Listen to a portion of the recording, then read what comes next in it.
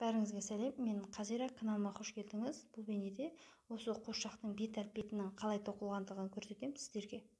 Одан кейінгі бейнеде шашының қалай тоқылғандығын және шашының мынаған қондырылуын, прическасын, шашының сән үлгісін қалай жасағандығымды көрсетемін. Одан кейінгі бейнелерде көйлегін және бұл қуыршаққа арналған аяқ киімнің қалай тоқылғандығын көрсетемін. Бұл қуыршақ сіздерге ұнаса, қызықтырса, каналға міндетті түрде жазылып, лайк басып кетуді ұмытпаңыздар. Бұл жерде мен бірінші көздің түймесін орнатып алдым. Көздің түймесін мына бас жағын, мына жерін тоқымай тұрып, мына жерге келгенде, мөлшермен осы жерге келген кезде көзді орнатып алады. Сосын барып төбесін жабады. Мен мына жерден көзді орнатып алдық. Бұл жерде мұндай қиындық жоқ. Көзіңіз орнатқыңыз келген, осындай сатылғы көз болмаса, тағы басқа түйме болса да болады. Сондайды алып, осыған орната салады.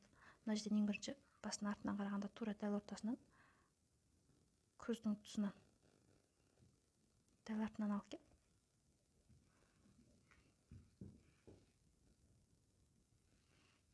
бер жақ көздің мына жақ шетінен шығарамыз.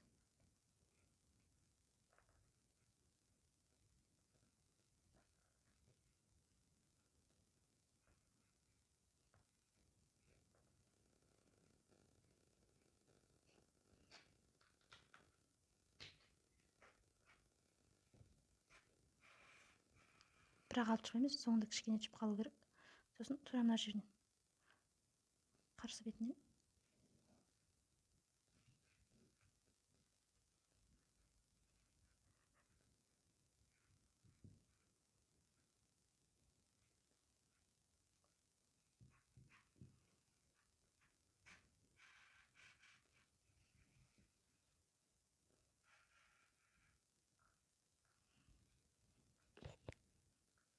көздің қабағы, бұл көздің қабағын осылай орнатты.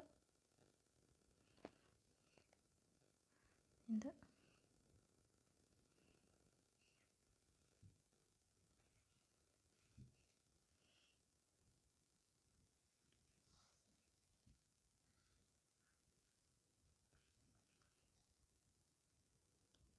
екінші жақ көздің артқы жағына барамыз.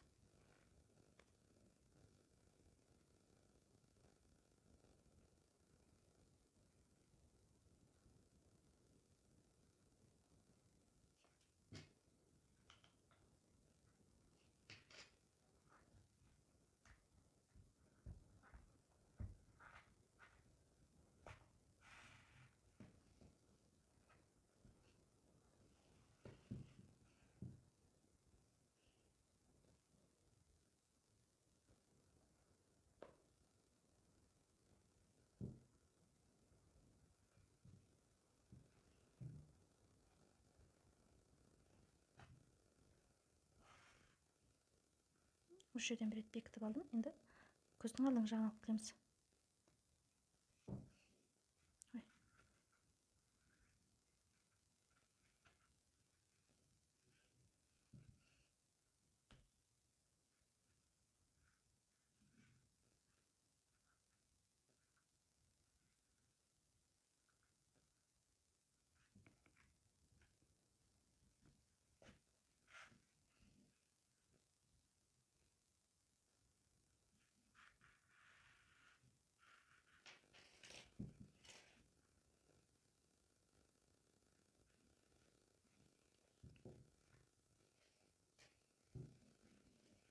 Енді бұл жерде көз ішіне кіріп тұру керек.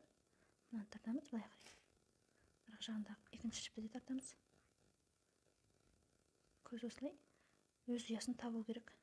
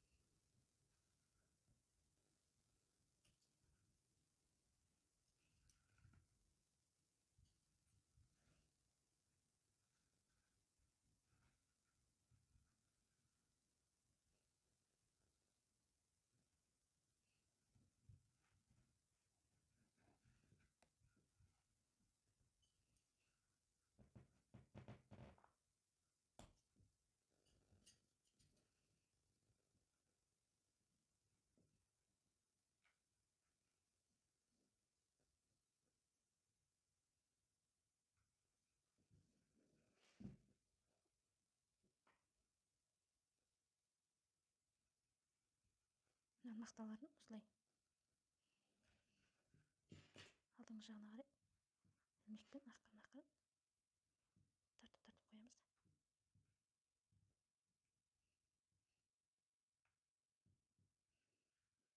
Мына жақ беткі формасы шығу үшін, беткі формасы келу үшін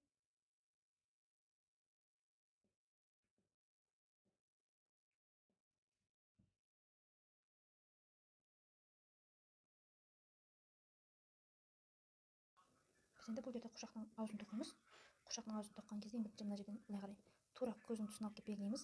Көздің алдына алып келеміз. Және де мына жерден 1, 2, 3, 4. Төртіншісі 1, 2, 3, 4, 5. Бесіншісі 1, 2, 3, 4, бесіншісін алып келіп белгілеген бекітеміз. Және тура сол жерге мына жерден мына жағында да осылай тосқан кезде мына тұсын алып келіп бекітеміз.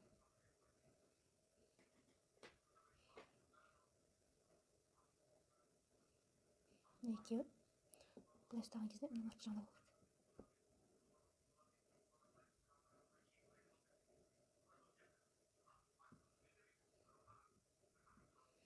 Міне былай келді.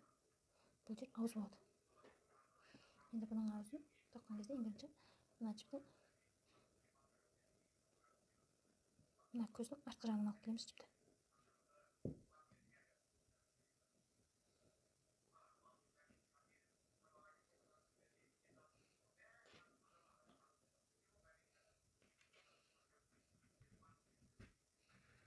Мына жағда қалу керек жіп кішкене. Міне қалтырдық, сосын кейін мынадан алып келіп, мына жағын алып келіп біріктіріп, қарсы жағын өтеміз. Мына жақ қарсы жағына мына ауыздың дәл осы иненің орнынан шығу керек.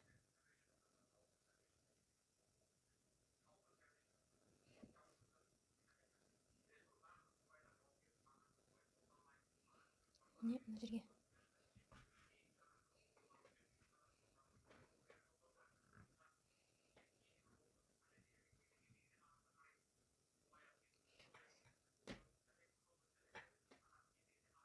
және мына жерге артына істейді. Артқы жағына істейміз.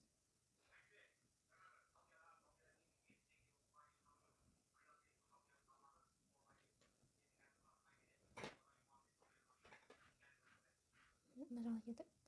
Енді бұл жерде мына жердегі ауыздың күліп тұруын қамтамасыз етіп, бұл жерде ауыз жымиып күліп тұрған сияқты қылдыру үшін мынаны былай қарай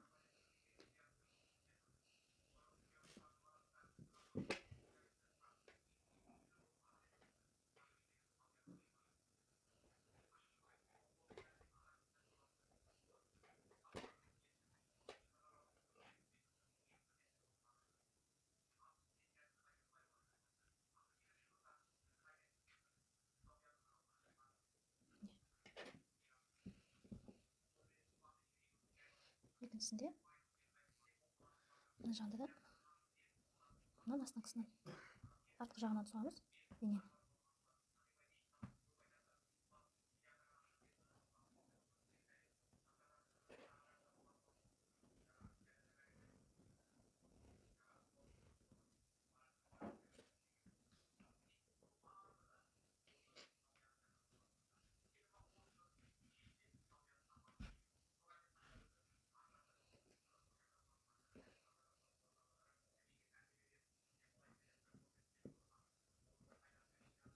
Мына жағына келгеннен кейін мына көздің алдыңғы жағына алып келіп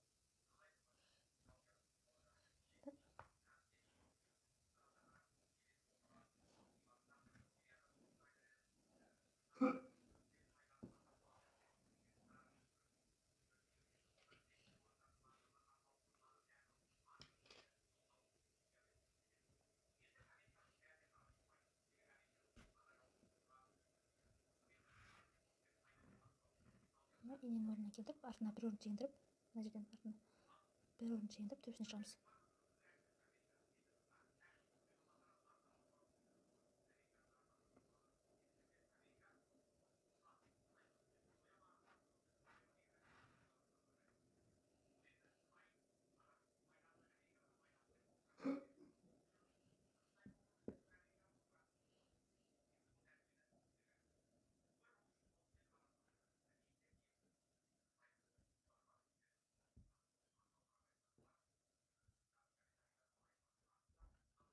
бұл жерде біз езудің күліп тұрған сияқты қылдырып аузының точкаларын жасап алдық қой, екі езумен. Тура сол екі точкадан жіптерді төбесінен алып кеп, тура сол нүктеден соғамыз. Екінші бұл үстіңгі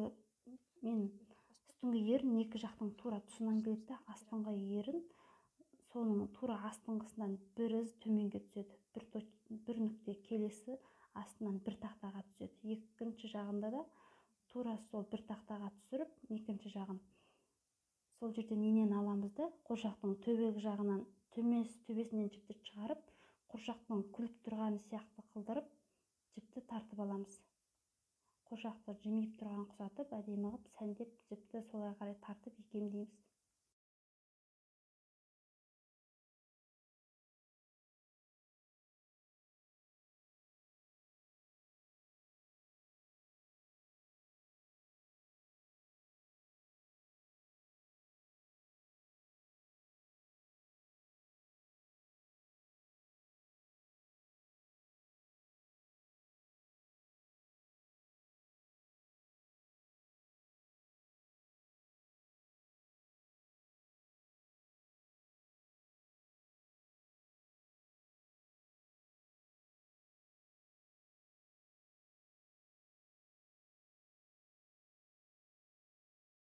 Мұрын белгілейміз. Мұрын белгілеген кезде мына жерден тура мына жақтан астына біреу түсеміз.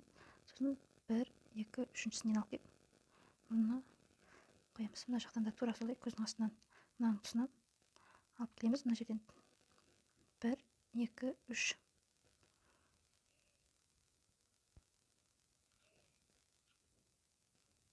Осы екі аралық мұрын болады бізде.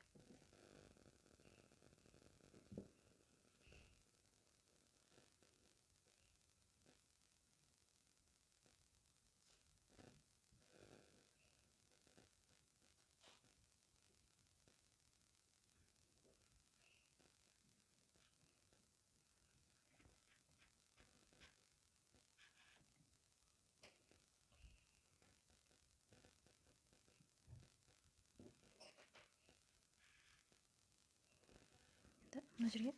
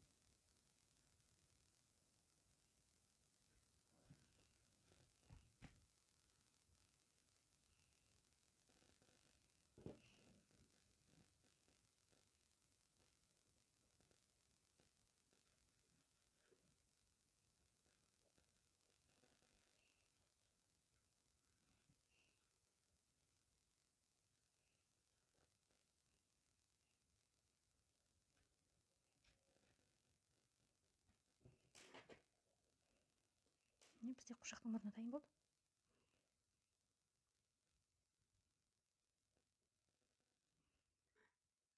Енді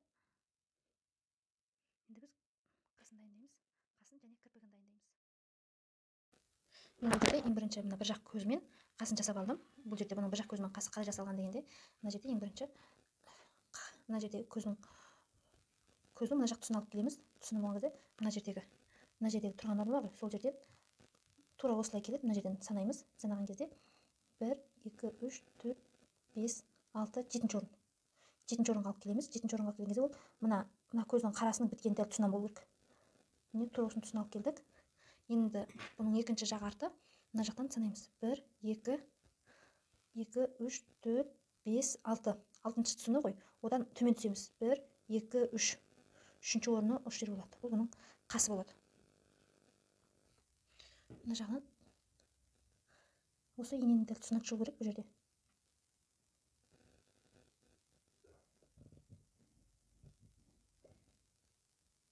Иненің дәл тесігінен шығу керек.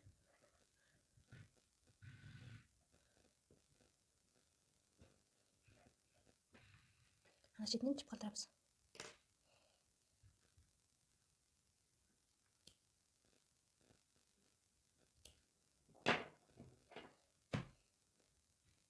Анда жіп қалдырып, екіншісінде дәл осы тесіктің өзінен соғамыз.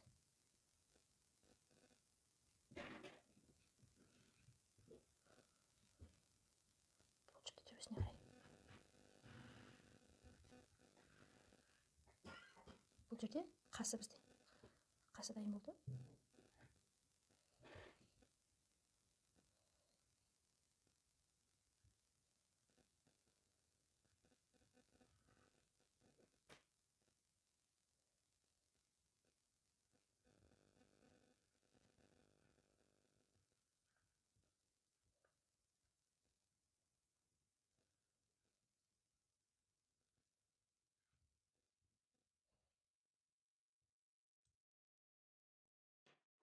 Біз бұл жерде ең бірінші қасын жасаған, көзін жасаған кезде ең бірінші көзін жасаймыз. Қабағын жасаймыз. Қабағы мына жерде мынаның үстінен келіп тұр. Тураны ақ жіп көрінетіндей етіп, соның үстінен аламыз. Үстінен алдық, мына жағына жіп қалады, осындай жіп қалды. Және де мына жағына келген кезде, мына тура көздің мына жақ тұсынан мына бір орын тастап, екінші орыннан бекітеміз. Екінші орынға бекіткен кезде бізде бұл жерде қастың мына бірінші қасты келтіріп аламыз. Бірінші қас мынаның тура тұсынан түсу керек. Бізде бірінші қас мынаның тура тұсынан болу керек. Мына жіптің тура тұсынан дәл мына жерге келу керек. Біз мына жіпті осы ине тұрған жерден шығарамыз.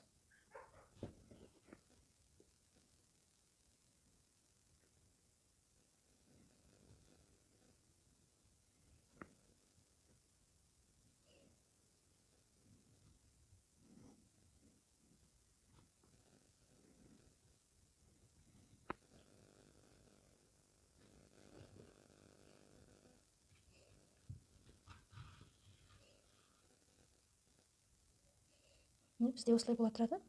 Бұны соңынан бекітеміз кірпікті, қабағын. Қазір осылай тұра тұрсын. Енді мынаны тура осының қасын алып бекітеміз, мынаның арт жағына. Мына түзу сызықтың тура алдыңғы жағына алып бекіттік. Бекіткеннен кейін бізде екінші қас. Бір, екі, тура осының тұсынан біреу екіншісіне аттап келіп тұр. Екінші кірпігіміз. Мына жаққа келеміз, біреу екіншісі мына жерге болады, екінші кірпігіміз.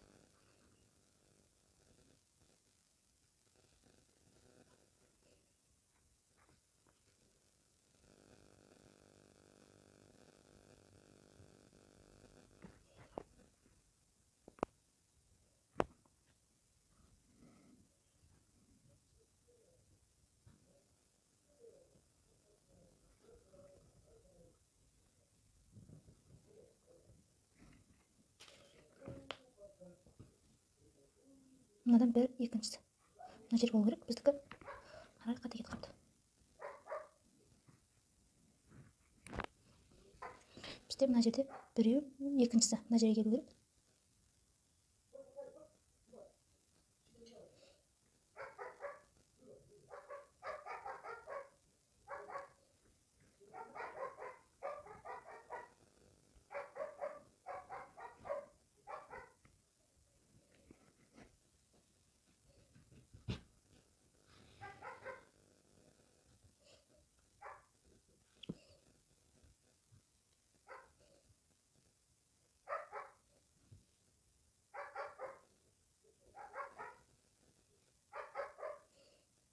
Біз енді үшінші кірпікті көреміз. Үшінші кірпік мына жағынан біреу, мынаны тура мына жақ сүйріліп келіп, мына жағына біреу аттаймыз, сосын біреу, мына жағына біреу келдік, екеу үшіншісінен келді.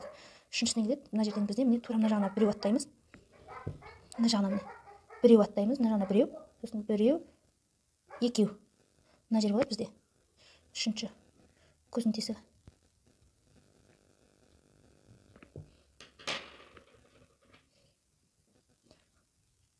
Қазір үшінші.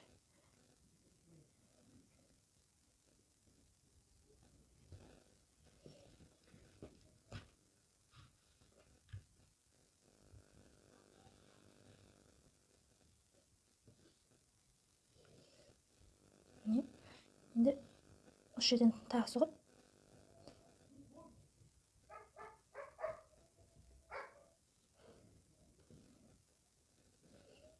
осы жерден былай келеді де, мынаның үстінен келу керек. Мына жіп былай қарай тұрған кезде мына ақ жіп көрініп тұру керек та. Бұл ақ жіптің қасынан мынау былай қарай келген кезде мына ұқсап тұру керек. Сол үшін біз мына ақ жіптің үстінен мына жерден соғамыз. Мына жерден мына жағынан келдік те,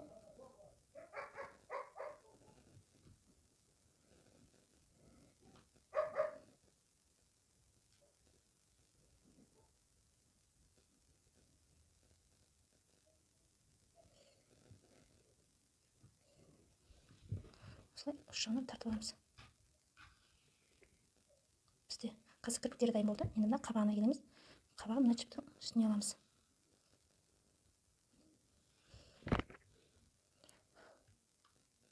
Қабағын былай тура мына жағындағы сияқты қылдырып, артқы жағы әдемі көрініп тұру керек қабақ.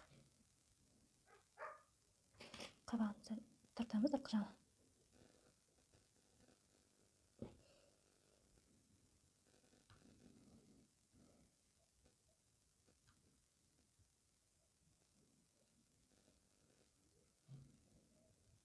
Мына қабақты мына жіптің өзінен кіргіземіз. Жіптің өзінен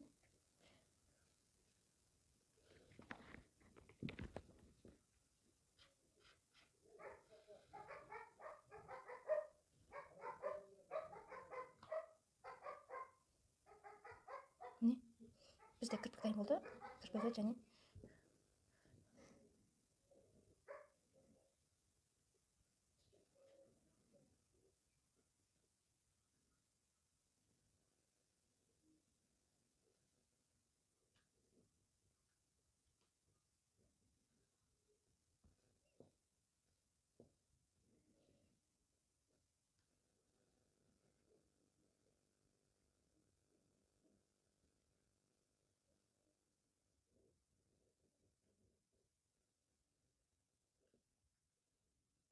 бізде дайын. Енді мына жақ жіпті байлаймыз.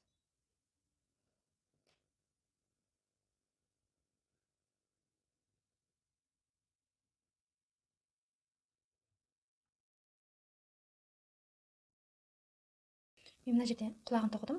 Құлағын тоққан кезде қарасаңыздар, мына жағынан сүйркеледі құлағы. Былай қарай саты бойынша түсіп отырып келеді. Мына жерге келген кезде мына көзінің кірпіктің астынан біреу астына тұрады, және де мына жеріндегі мұрынның тұсынан біреу астыға тұрады. Мына жағынан да тура солай келеміз. Мына жерден былай төмен түсіп келеміз. Көздің мына жерде былай түсіп келген кезде көздің тұсынан біреу, міне көздің тұсы, былай келдік, көздің тұсынан келдік. Көздің тұсына келдік, және де бұл осы жерде қалады. Бұл мына жақтан келдік, міне көздің тұсына келдік.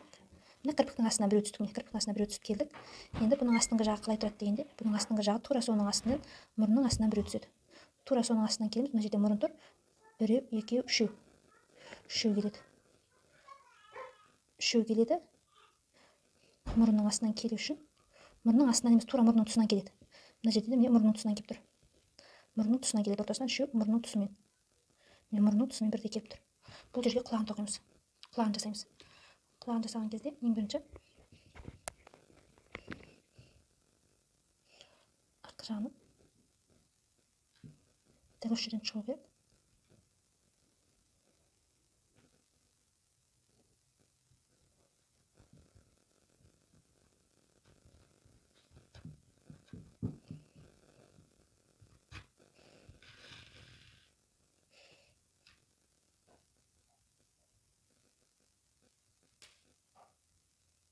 Мына жерден мұрынның дәл тұсынан келеді.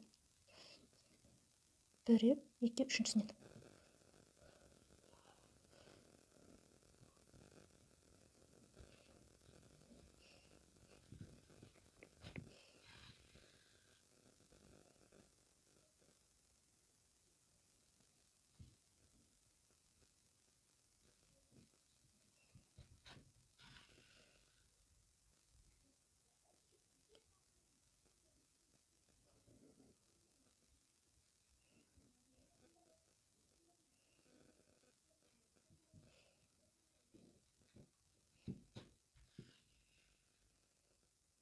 Үшеу келді.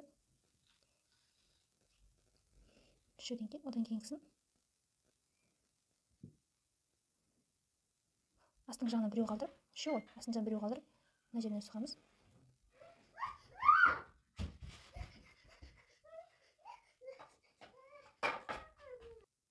Мына жерден осылай болған мынаны тура астынан екіге бөлеміз де